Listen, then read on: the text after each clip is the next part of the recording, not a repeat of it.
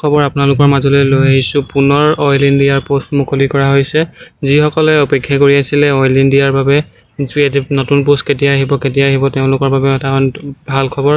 Advertise মুকলি কৰা হৈছে। এইটো আপোনালোকৰ 18/7/2025 এডভাৰটাইজটো মুকলি কৰা হৈছে। ইয়াতে আপোনালোকৰ এডভাৰটাইজমেণ্ট আপোনালোকৰ অইল ইণ্ডিয়া লিমিটেড ইয়াতে মুকলি কৰা হৈছে। ইয়াতে আপোনালোকৰ এডভাৰটাইজমেণ্ট ডিটেইলছখন আপোনালোকে সকলোখিনি চাব পাৰিব। ইয়াতে আপোনালোকৰ পোষ্ট কোডটো আপোনালোকৰ ভাগে ভাগে ওলাইছে। BLR আপোনালোকৰ 10 পাছ আপোনালোকৰ গভৰ্ণমেণ্ট ৰিকগনাইজ বৰ্ডৰ ফালৰ পৰা হ'ব লাগিব। মাছ pass valid second class boiler attendance certificate issued by competent অথৰিটিৰ ফালৰ পৰা আপোনালোকৰ 14টা ভেকেঞ্চি ইয়াতে ওলাইছে। ইয়াতে তাৰপিছত আপোনালোকৰ OSG 12025ত আপোনালোকৰ ইয়াতে 44টা পোষ্ট মুকলি কৰা হৈছে। নেক্সট আপোনালোকৰ JTFত আপোনালোকৰ ইয়াতে আপোনালোকৰ 51টা পোষ্ট মুকলি কৰা হৈছে। ইয়াতে আপোনালোকৰ লাগিব ইয়াতে আপোনালোকৰ হেভি মটৰ ভেহিকল আপোনালোকৰ চাৰ্টিফিকেট হ'ব লাগিব।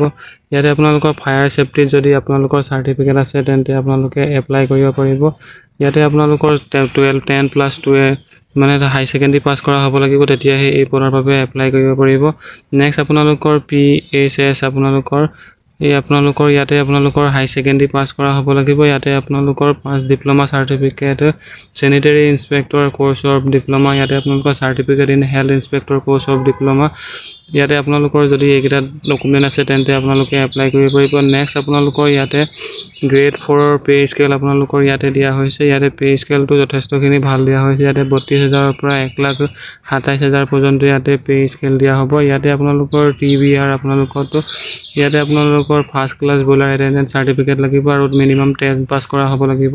তাৰপিছতে আপোনালোকৰ NTR 12025ত আপোনালোকৰ BSc কৰা হ'ব লাগিব। যদিহে আপোনালোকৰ BSc নাৰ্ছিং অৰ BSc নাৰ্ছিং যদি পাছ কৰা হয় তেন্তে ইয়াতে আপোনালোকে এপ্লাই কৰিব পাৰিব।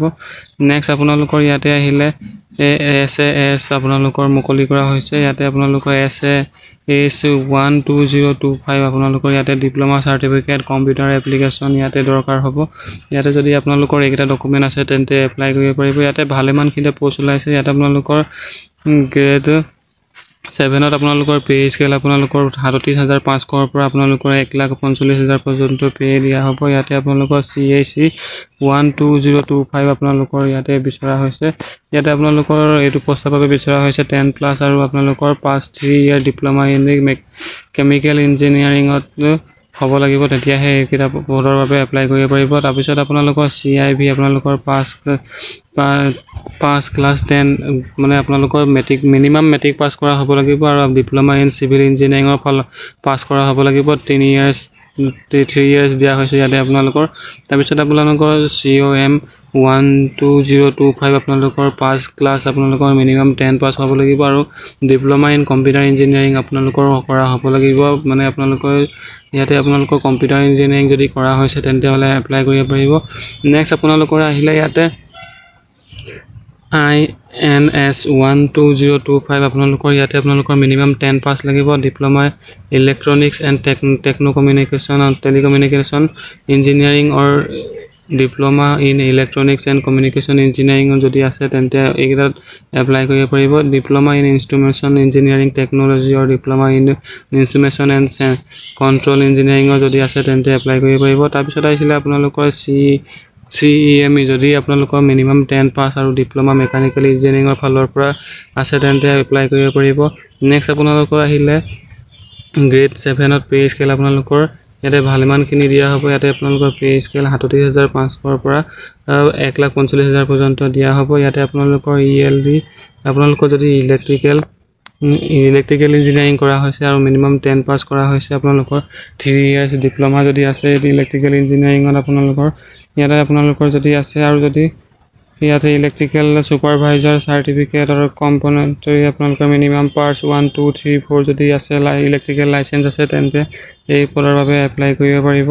ইয়াতে আপোনালোকৰ পোষ্ট ৱাইজ ৰিজাৰ্ভেশ্যন আপোনালোকৰ ইয়াতে দিয়া হৈছে। ইয়াতে আপোনালোকৰ পোষ্ট কোডটো ইয়াতে আপোনালোকৰ এডভাৰটাইজমেণ্টত চাব পাৰে। আপোনালোকৰ পোষ্ট কোড দিয়া হৈছে আৰু ইয়াতে UR ৰ বাবে 4টা, SC বাবে 1টা, ST বাবে 4টা আৰু ABC NCL যিসকল আছে তাৰ বাবে 4টা, EWS ৰ বাবে এটা ইয়াতে সকলোখিনি পোষ্ট কোডটো পোষ্ট ৱাইজ দিয়া হৈছে আপোনালোকে ভালদৰে চাব পাৰে ইয়াতে আপোনালোকৰ